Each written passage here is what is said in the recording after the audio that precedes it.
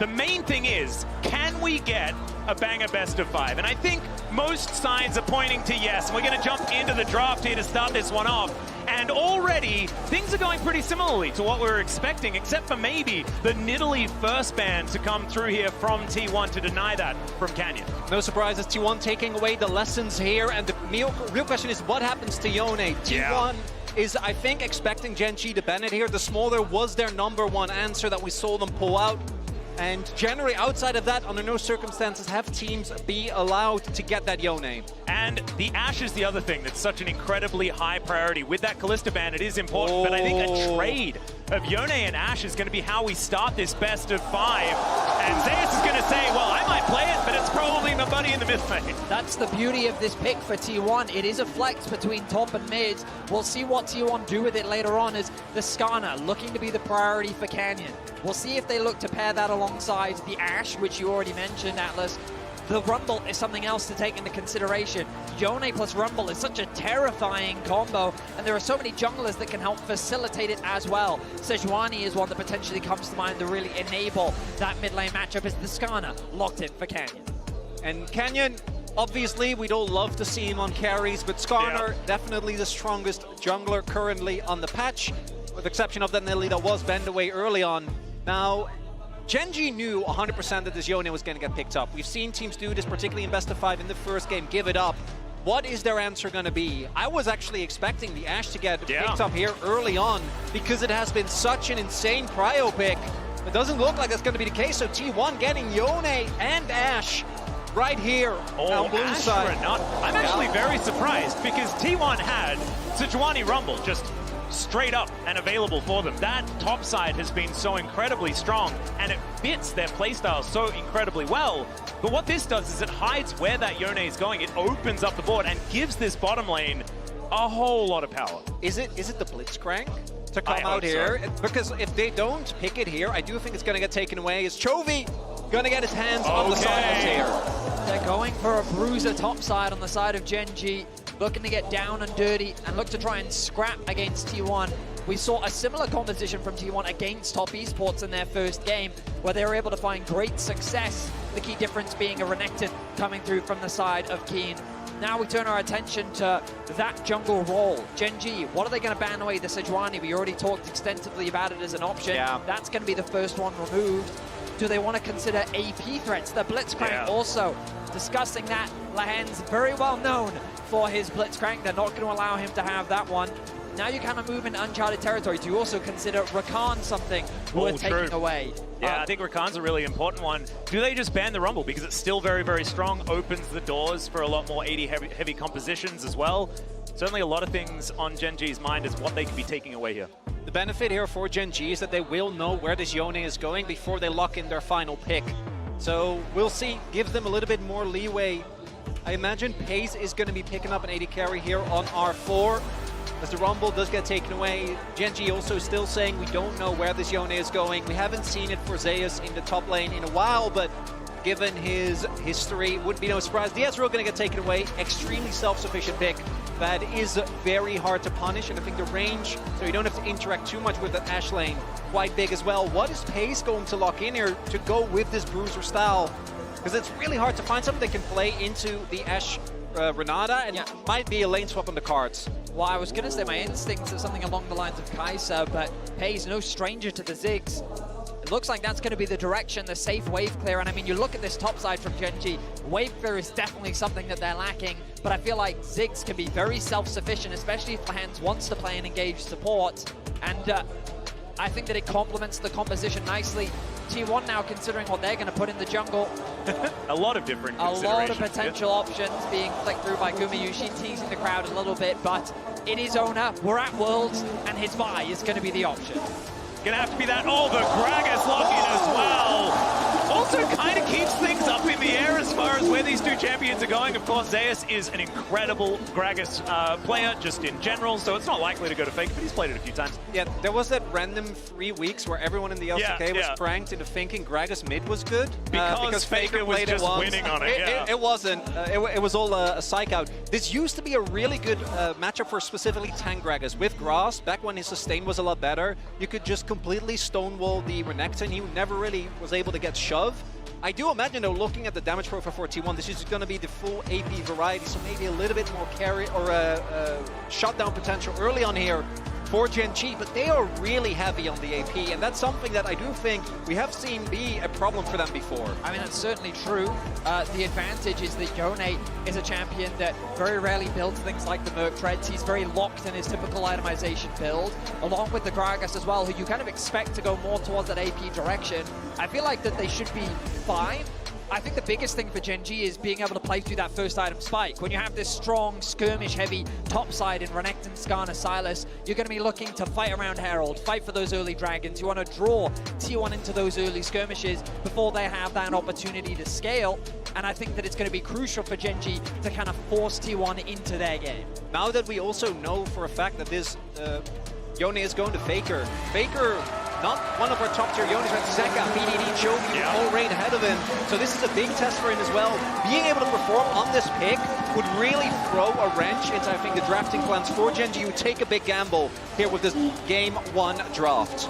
And Faker has found success and had some iffy moments on that Yone just in general. We saw Xiaohu not really pass that test yesterday.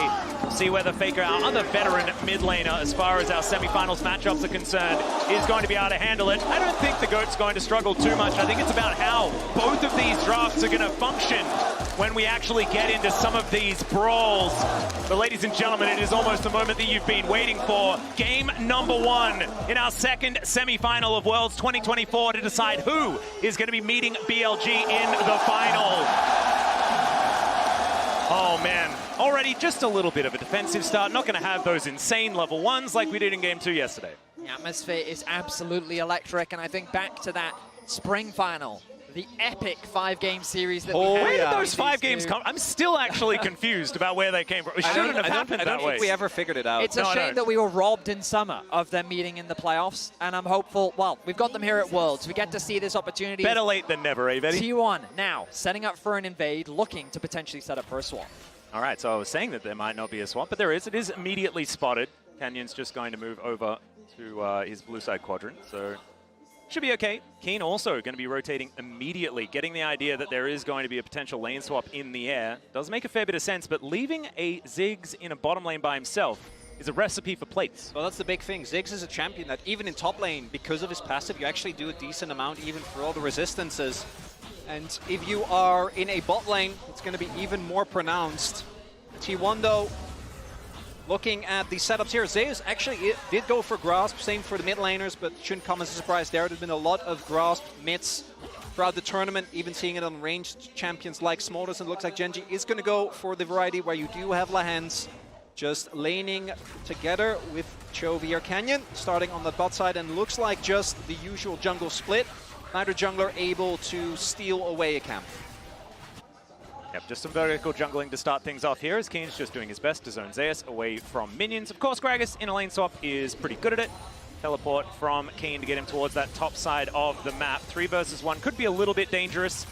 Having hit level 2, I think he should be all right. It's actually really nice timing. As he arrives, the minion dies and he immediately dinks too. So he got enough experience in bot to not be at quite a high risk of a dive. But even with that early attention being paid towards the mid lane, we do see Faker still doing fine. Bot side might be a dive setup here. Zeus is still fairly full health. All right, let's see whether they can actually make this one work. You can see the barrel has been charged. Doesn't do a whole lot of damage at this point. Level 2 for Zeus does have that body slam. Going to use it immediately onto Canyon. Already down to 50% as Lahens is trying to tank that turret for as long as possible. One more's going to do it, but FaZe almost just straight up dead. And Canyon, 2 turret shots, has to flash.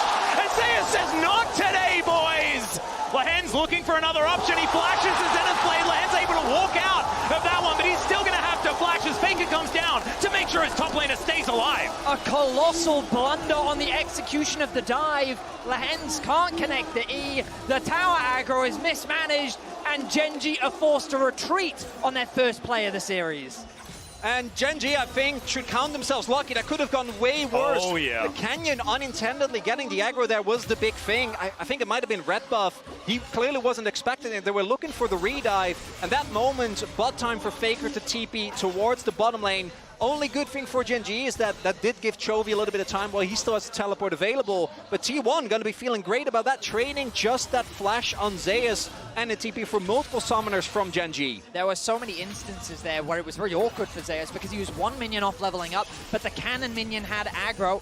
Hang on a minute, a play. Yeah, Lehan's Hex flashing in. Not going to find that Zenith Blade either. Good handshake from Keria, and Keen taking so much damage. Lehan's got to hit those if Gen G is going to find some tempo back in this game.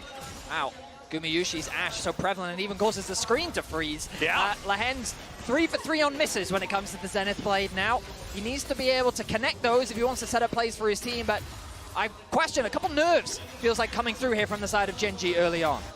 Lehan's known as a joker, but has had some moments. Him and Pace, I think, have throughout the course of this roster often been the most criticized. Has had incredible performances. Think back to that first series against Humble Life in summer playoffs, but then also often cited as the reason why they struggled so much in the actual finals. I do want to note the fact that Gen G has triple teleport bailed them out a little bit because they were able to still catch that top wave, even with Keen being bullied out of that lane. Chovy could TP top, and Keen has now made his way to the mid lane. Oh, that's very cute. Canyon being able to dodge the Hawk shot there as Chovy rotating back down, spotted on this control ward as Keria taking some chain lash damage. Chovy should be able to get out of here just fine, no worries. Should be able to dodge some moves, and Faker with his Unbound Soul just going to be able to try and push this wave in. Of course, the luxury of being able to teleport to the top lane is purely because Faker had to use his to get down towards the bottom side, but good handshake going to come in here. Could this be first blood against Chovy? That would be such devastating news for Gen G. T1 already with a lot of control, 600 gold in the lead, and Faker is really having a good time in this lane despite having to vacate early. I mean, this matchup is quite favored for the Yone early on just because of how restrained Sylas is as a champion around cooldowns. He just doesn't have them in the early game to effectively trade against a champion like Yone who could just keep spamming that Q. The CS advantage, you rightly said, though, coming from the fact that early TP came through. And Chovy, he's going to be forced back to base very soon. He doesn't want to miss this wave. They're level 6. Faker threatening the potential ult there to try and zone Chovy away from that farm, but he will be able to get the can. Yeah, and with level 6 gained as well. Yeah, and with Keen being pulled around the map, we see that he's actually, even with the fact that he was able to catch that middle wave, he has had to really pay. Whereas Zeus, because he absorbed that early dive, has just been able to catch multiple waves, and I think T1 as a team always look their best when they get to play this aggressive, when the lanes are pushing and they are the ones dictating. As we see the Grubs now being started up as well, would be a really big boom, particularly for Faker that wants to use that pressure in a side lane. Going to be a Drake for Grubs trade. I do think an early Drake for Gen G is great because obviously looking at the composition, the Renekton is going to lose a lot of value as the game goes on, but Sylas and Ziggs most certainly will not. Yep. And, ooh, Cask, very close to being able to steal that one away. I do like an opportunistic barrel being thrown in as now potential dive towards the top side of the map. Lehan's with that Eclipse is trying to tank things up, doesn't really do a whole lot of work. That is another miss on the Zenith Blade, but also, like you say, the minions are all going to die, so they should be okay at least for another crash. Keeping my eyes on a potential cross map as both mid laners made their way up towards top. Nice follow there from Chovy, losing a little bit in terms of experience, but ready for the potential play happening on the top side of the map. Reset now come through for Faker, securing his first 2 items of the game, and we're in a very timid early game. Crucially, though, we talked about those first item spikes for Gen G. Their biggest strength in the early game is the fact that they have Sylas, Skarner, Renekton on the top side that I think want to try and leverage this skirmishing power in the early game to try and force these objectives. And as you rightly said, Dragons are going to be a great way to try and force that. Get yourself the second, and then you'll be ready to force a fight around the third, maybe even look to contest the next Grubs. Yeah, and I think that I kind of want to draw out a little bit and have a conversation about what these compositions are trying to do, as another Hawkshot is going to spot Canyon here this time around. Because I'm looking at Gen G and I'm thinking, there is a lot of magic damage here, but also it's solo AD Renekton. So if you're not building armor, then maybe the Crocodile just eats you. Which could become a problem if Keen gets accelerated. And I think that is what's so incredibly important about what you say, playing through that top side, getting those skirmishes. Because right now, I mean, we haven't had a first blood just yet. And I think that Gen G probably hoping that some of that starts a little bit sooner rather than later in their favor. Gen G have often taken this role in games against T1. It's also something that's important to note. And it's not until we really start to see turrets falling or more impactful objectives go over, right? We're talking about Soul Point, we're talking about 6 grubs, possible Herald. And the 6 grubs, I think, is attainable for T1. That alone is not going to be enough. There's a possible trap being set up here. Oner has that ultimate available. But instead, even if you don't actually get anything out of the play, like you're crashing this wave, you're getting the plates, and you're still putting Gen G further behind. The key difference I think we're seeing in terms of impact in this early game is Keria.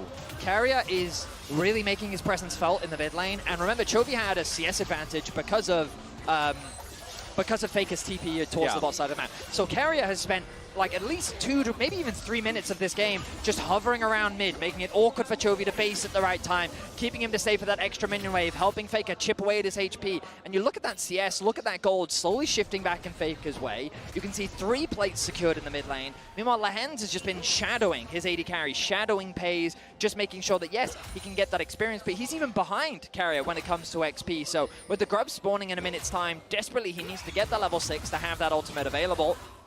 And I wonder if Gen G's actually eager to try and force a fight as the grub's now spawning soon.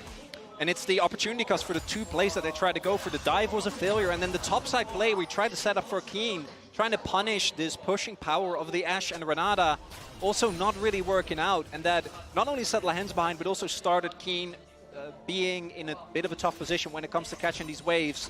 And I do agree, I think Gen G, if they are denied a good fight, things are going to be very tough. Gen G has, again, I think been in this position before, but I do really want to highlight, we say that often, but if you look at their gold stats in the LCK, they weren't getting a lot of kills, but the amount of gold they generated early was actually insane. Like, they were sitting on, I think it was on average like a 1.5k gold lead, and obviously there was a meta that was textbook perfection for them, but it isn't like they were getting into fights without anything to grasp onto. And this game feels like that might be the case as the grubs are going to get started up. You see Gen G is looking to contest. Level 6 has been hit on Lahens.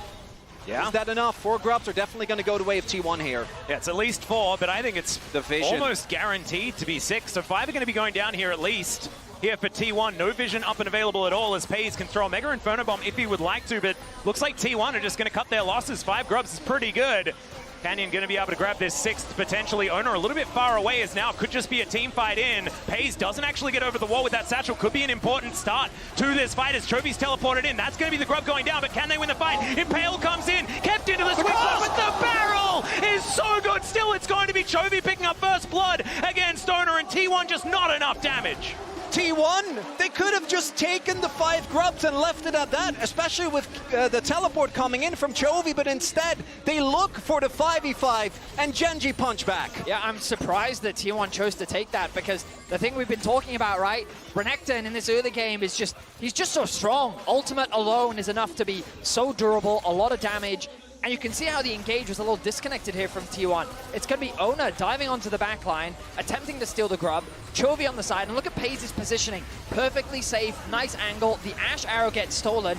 Gumayusi really can't do much. And while the barrel looks good, the front line dissipates, and T1 is immediately forced to disengage. Yeah, it was a Dominus Renekton, and he was kind of okay with just slicing and dicing his way around. So even though it looked amazing, didn't quite work out there. So T1, they lose first blood, but they still have a lot of tempo around this map, unless Chovy has something to say about it after he does crash this wave towards the top side. 5 grubs, certainly going to be valuable as the game goes on, though, and T1 are looking to also even out the dragon count. And the kill going to Chovy is a big deal. This Sylas, we've seen how hard this champion can snowball when he does get a lead. He's able to very consistently force plays with his catch potential. And it's also something that the Chovy that we saw domestically, I think we've only seen in one game this Worlds, and it was that Game 5 Smolder game. Because his laning stats haven't really been comparable to what we have seen domestically as a trader for turrets. Well, it's going to be 5 grubs, so T1 do have a fair bit, but Gen G, I think they're going to be able to cut this one down. Gumayusi also in trouble there as the Solar Flare does get cleansed. Gumayusi going to be able to make his way out. I believe that was Gen G taking it first. That was, yeah. And so despite the grubs, they're still able to get there with the slight lead they had as far as the turret health. So a bit of extra gold going over to Gen G, and that's going to very close to even things out here between the two squads. I mean, we couldn't really ask for more, could we? Dead even game, 13 minutes Maybe a few more kills, still just as even? They're coming. Remember, it's game one of a best of 5. You don't wave the entree. You know, we're just starting off. I'm sorry, just a little bit of patience. Atlas is not a patient man. I know. I just want to I agree with you, the buddy. The main course is on its way.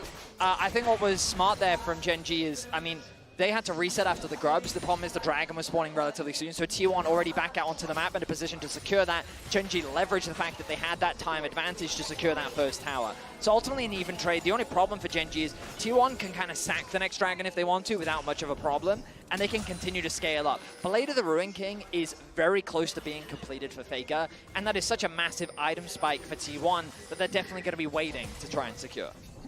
Now Zeus pushing another wave towards this top lane and does have quite a few friends around. Looks like Gen G did have a bit of information as to who was coming. So Canyon going to be rotating up. Pays also there, Mega Inferno Bomb in hand. The siege could be a little bit dangerous. Good handshake for the disengage as Canyon looking for an opportunity. Might be able to get in there, throwing some rocks around as you can see. Not going to go for any stuns or anything like that just yet. T1 are just going to be allowed to back away. Crucially, look at Faker going back to base. He should have enough money for Blade of the Ruin King. This means that T1 are saying, we don't want to fight yet. It's not worth it. They're not going to overstay their welcome. The TP Kraken as well. The question is this TP going to be up in time to contest? The pings are coming down from T1. They have the Ash Arrow available to try and stall. T1 are saying they do want to fight this. Looks like they're going for a great vision here with this ward, as you can see. So Oner completely on vision right now as Chovy with the Fate Sealed now stolen away or hijacked here as that's a solar flare. It's going to connect. Great Impale as well, and I think Keria was there for a second, but now he is just gone. So the Herald goes to Gen G. They'll take a kill as well, and now Chovy looking for more as Faker just going to pop back to his soul. Zeus just going to body slam his way out, and Gen G, they really are taking these skirmishes. Gen G's target selection in these skirmishes has been so clean every single time. One member is getting blown up in a barrage of CC as Lehens is driving. Always scary, but this time it works out for the mid lane turret. Gonna get taken low. T1 is able to defend. Yeah, ever since Lehens got his license earlier in this tournament, he has definitely been driving a whole lot better than he was throughout the rest of this year. We've seen some things. Fan, you know, exactly. Very proud of him, though. What we saw there as well for Gen G, and it's again, I think, T1. This one a little bit more understandable, but when Gen G have the setup, this comp is so hard to engage on. There's so much disengage, and the Skarner in particular, I think, has really been a big problem for many teams this Worlds. And even with Pays, I think his flash was forced in one of the earlier plays we saw. Didn't actually happen on screen. I think maybe when they were looking for the catch on Guma, but he was positioning so safely. There was no way to get on top of the Ziggs. Well, now it's just Canyon and Chovy up here towards the top side of the map. 4 members of T1 in the area looking to try and push down this turret. They really want to take their second to even out the map state as far as these structures, and a teleport to come in from Pays just to make sure that they don't lose it. See, Gen G are playing with their advantage very strategically because T1, like, the problem with the Herald was the timing. TP wasn't quite up for Faker. He needed to get that base off, yet they still wanted to try and contest rather than go for a cross map because the bot tower had already fallen. So rather than play for something like mids, they got over ambitious and they weren't able to make it work. Then what they did was they kept the pressure up in mids. So Gen G could secure that mid tower. They kept Pays there. He had the TP available. He then goes back to base and then TP's top. So while this Renekton is free hitting onto the bot tower, uncontested to secure that tower, they had the Ziggs TP top to then catch the wave and prevent the siege. So T1 is just losing on the map while Gen G is continuing to gain advantages. Yeah, and I know a lot of people have trouble liking Ziggs compositions, and I understand it's not exactly the most interactive when it comes to early game skirmishes and things like that, but what it does to a team that is very good at playing around tempo and macro that they are already good at is it's just basically a cheat code. Well, it's as you were saying, Vadi, because even if you do try to play for mid turret, they're like, Pays can just ult the wave. Correct, yeah. And Gen G have had so many of these Ziggs compositions, and it plays really well into their style, which is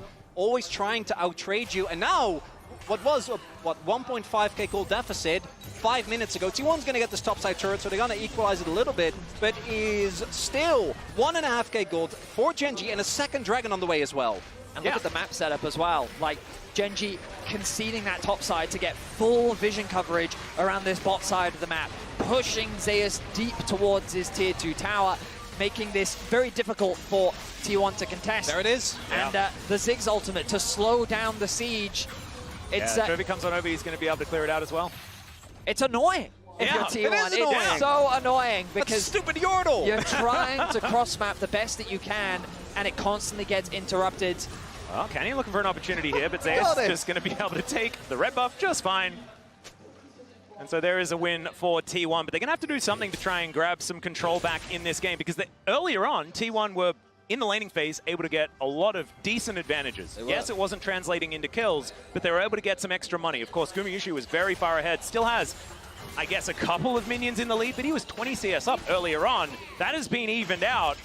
And yeah, this game state is all going to come down to, I think, just where team fights will finally erupt when these teams stop just trading objectives everywhere, as Arrow is looking to connect Handshake straight into it here. And I don't think this Leona is going to last very long. That is going to be T1's first kill. They're holding onto it as best they can. Faker delivered that one. Gumayusi says, you can have it, mate.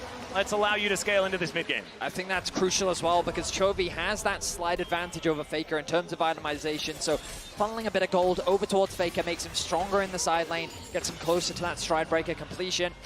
Baron spawning him at 45, I don't think that's going to be a major point of contention this early on, but it adds that extra sense of pressure. We know T1's Barons are famous for both positive and negative reasons. There's been a fluctuation throughout the years, yeah. But I think at this World Championship, their Barons have been very good overall. And I think it's something that Gen.G will have to keep track of, especially after their experience against FlyQuest. Well, Canyon, he's dashing on over. Faker, able to dash back whenever he would like to, but straight into the Impale! Another Solar Flare's going to lock down Faker, and he is likely to die. The bailout not going to work, and Chovy, yeah, he stopwatches, but now he's looking for even more! Zeus not going to get stunned up here, as Keen didn't have that off cooldown just yet, and Chovy is still smelling blood in the air. Keria able to walk his way out, but it's another skirmish win for Gen.G. What is Gen.G going to do with this? Faker does have TP available. It is very early, and I do agree. I don't think they can actually do this. Their damage to Baron, not nearly to what T1 would have, but it's a win when it comes to the immediate play. That's still TP invested, though, and much like the kill on Lahens, it's nice, but if they get like 2 more kills, you can probably look towards more. Instead, it's going to be TP for a kill. Gold going over to Canyon, who finally, I was going to mention, gets his first Heartsteel stacks. There you 20 minutes into the game. I love to see it. I will say that I feel that Gen.G started off this game nervous. I felt like that there were some, like, the sense of pressure, the atmosphere, the arena.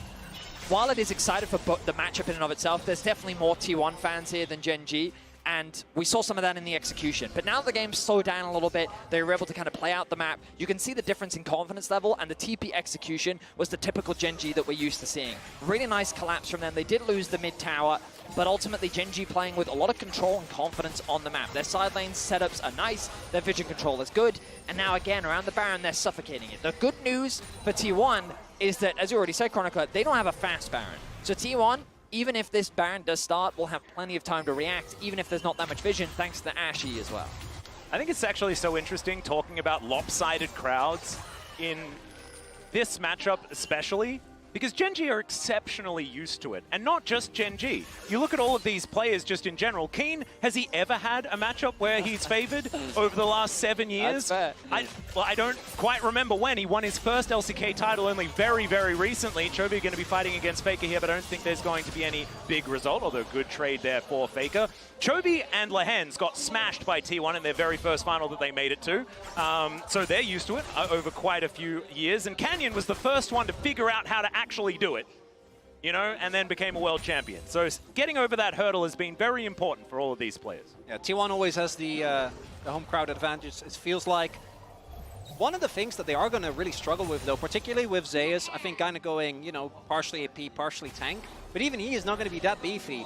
If you lose control of the map with this composition, you do have the ability to contest for vision just because you have the Ashe, but face checking is actually really hard, and many of the plays that we've seen thus far have just been Gen.G finding whoever is closest and blowing them up with the CC, as this rivalry goes a while back. It certainly does. It's the dawn of League of Legends, as we know it. Because you got to remember that Gen.G, even acquiring all of the accomplishments of the former Samsung roster, right? Like, this goes way, way, way, way back. Yeah, and back there when were multiple sister teams. Exactly, that's what I'm saying. There were multiple SKTs in the league, multiple Samsung Galaxies in the league as well. Although not necessarily Samsung Galaxy, because it was blue, It's white back then okay, as well. Atlas. But I We think understand we what you understand the reference. I just wanted to make sure I understood the semantics in case someone gets mad at me. And ultimately what we're building up to, and the reason why we're focusing on all these things, is because that main course dish is arriving soon. The fourth dragon of the game is going to be starting off. I ordered a banger team fight. Oh, and okay. I'm waiting for it to be delivered. What about a T1 the Baron T1 instead? Baron, like, so smart. They see that the dragon is being started off. The Ziggs ultimate is always there. They know this has started. Let's see how Gen G handle this cross-map pressure. Yep, it's Chovy that's going to make his way over there first. Spotted by a T1 ward, as we can see. And there's a Mega Inferno Bomb just to guarantee that they know exactly what's going on. Teleport comes in, and yeah, there is no smite anywhere near this pit. Chovy, can you actually stop something from happening here? Is it going to be Oner that locks this one down? Ulti from Faker finds two. He's out of there immediately. Keen's able to try and chop them up.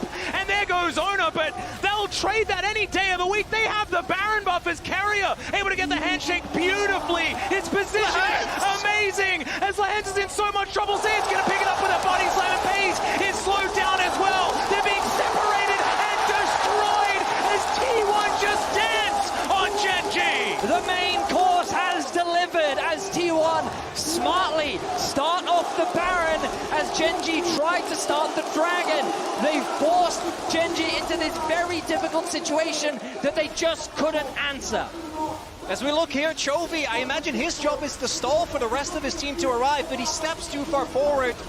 He stays alive for a lot longer than we were expecting, but it doesn't matter. That's such a big source of damage gone.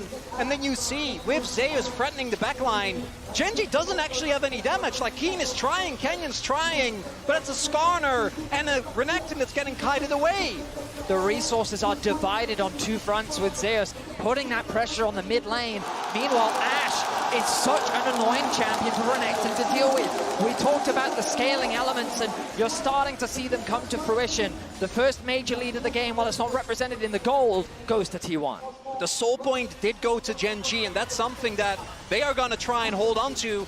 What can T1 get with this Baron? Bot side push is going to come through, but do remember, as long as Pace is in the lane, the wave clear is still going to be very annoying to deal with. Yeah, especially when there's side lanes that are sort of pushing naturally towards Gen G. You can tidy those up pretty comfortably. Right now, Gen G doing a decent job being able to remove these minions. 5 Grubs and Baron, though. It's going to be very, very difficult to stop T1 from taking these tier 2 turrets. Is going to be their option. Is now Chovy up here towards the top side of the map, fighting off against Faker, who's happy to go underneath this turret. It's so much damage. Well, so coming on through, and so Chovy is going to be okay, but this does not bode well. Party cast? No, it wasn't. This is why I was a little surprised by the Sylas pick, because you kind of don't beat Yone in lane, and then you don't really beat him in a side lane either. There's this sweet spot in the mid game where you can maybe get advantages just because your skirmishing power is stronger, but right now Chovy's struggling to match that of Faker in the side, and T1 putting pressure everywhere. Tier 2 towers secured in top lane. They've transitioned over to mid. Now they have another wave in bot. Gen G's been dragged over towards the mid lane. That tower's going to fall.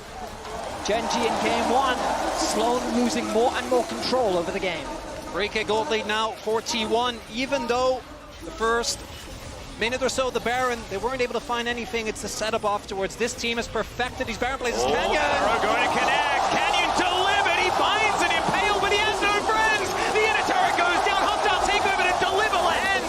As Keen with the dominance just trying to distract him. In goes Lehens, trying to take them away from his inhibitor turret. But he's going to be separated from his body.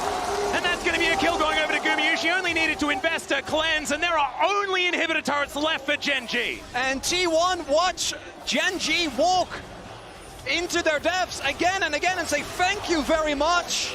The inhibitors stand, but the gold lead keeps growing.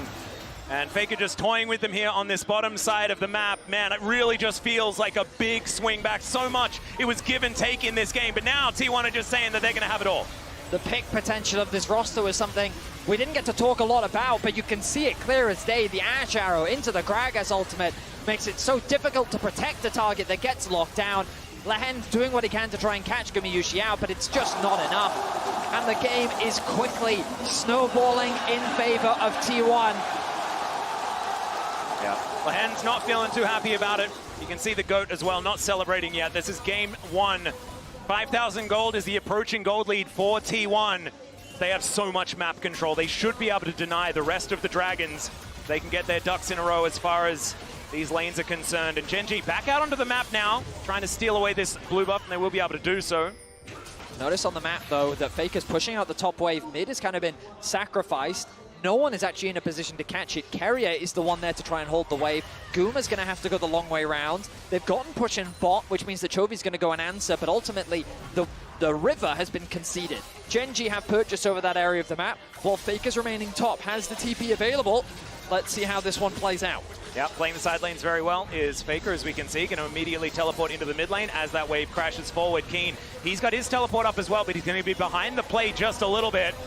As now Keria looking for that opportunity. Hostile takeover, 2 seconds. Now it's back up and available. T1 are ready to fight. Gen.G can choose to give this up.